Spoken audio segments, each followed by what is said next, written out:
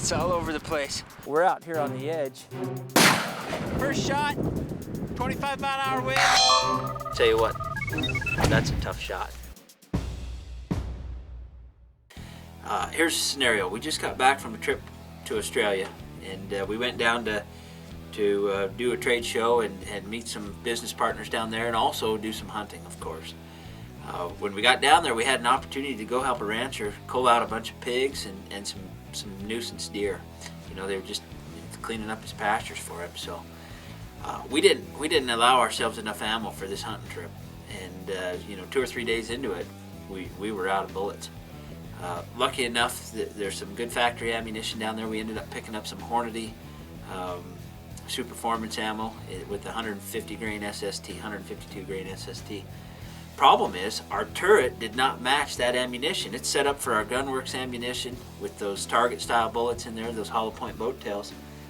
And here's one that's obviously going a lot faster with a different BC. So our turrets weren't going to match. So that's basically what happened today. I got out to the range just to practice with the muzzleloader, going to Kansas in a couple of weeks to hunt mule deer. And this turret here is set up for smokeless powder. And it's a little faster load, but I got out here to the shack and there's no smokeless powder. All I've got is some black powder. And I know that load's a little slower than my smokeless powder. So what I've done is I've loaded up with black powder, and I've got my 100-yard zero. I'm hitting right on at 100. I reset my turret so it zeroed at 100. Then I went over here, I've got a hillside at 500 yards, and I dialed up my turret to 500 on this turret, but it wasn't enough. I kept hitting low. So I kept dialing up, and pretty soon I got to about 20 minutes and I started hitting that rock at 500 yards. So I'm obviously running a little slower. So what I did, I know this bullet's BC, it's 396, so I programmed 396 into my rangefinder, and the velocity I kept tweaking. You know, I started at 2200, it kept giving me, you know, 18 and a half minutes. I had to go down to about 2150 till I got the 19 and 3/4 minute of correction in here. So now what I was able to ascertain out of that drop data was that my speed is back down to around 2100 instead of 2250 like this turret's made for. So I've programmed my rangefinder to MOA mode. I've shot some drop data, and I've validated this rifle's drop by tweaking on the velocity in the rangefinder to make it match.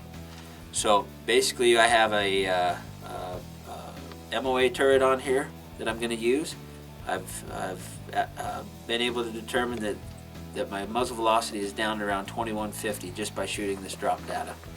So even though I didn't have the right equipment out here at the range, the right powder, I'm still going to be able to practice today and shoot some different targets because I've programmed my rangefinder to match how this rifle is really shooting. And to see how close it is, you know, I've already shot 500. I'm just going to move right out to 950. We'll use the rangefinder.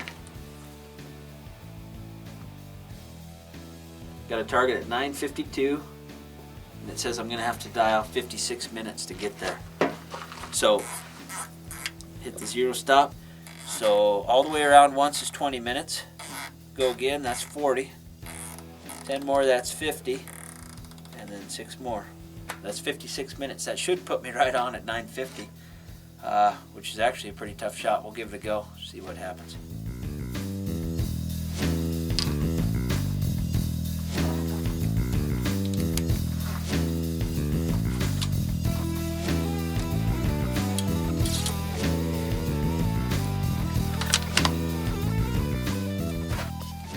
At 150 yards, muzzleloader.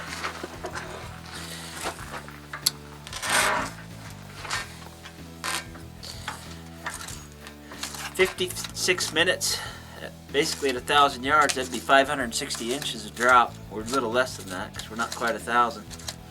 That's quite a ways.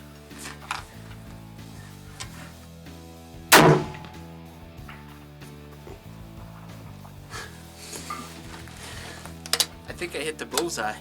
That smoke cleared. I got a dark spot right in the white circle. That's 950 yards.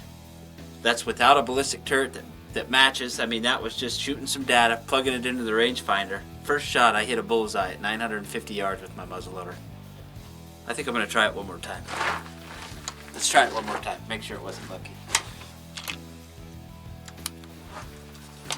I can't believe I hit that. If I even get close this time, I'm going to be pretty excited.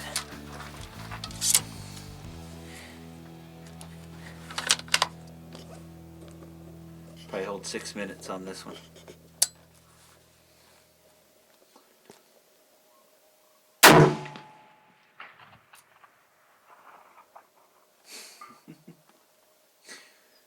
Sweet. Well, if it wasn't on camera, I wouldn't believe it either. I'm actually going to drive down there and take a picture of that for my brother. Otherwise, he's never going to believe me. Yeah, I can't believe it. Shot number 1, then shot number 2. We're at 955 yards basically.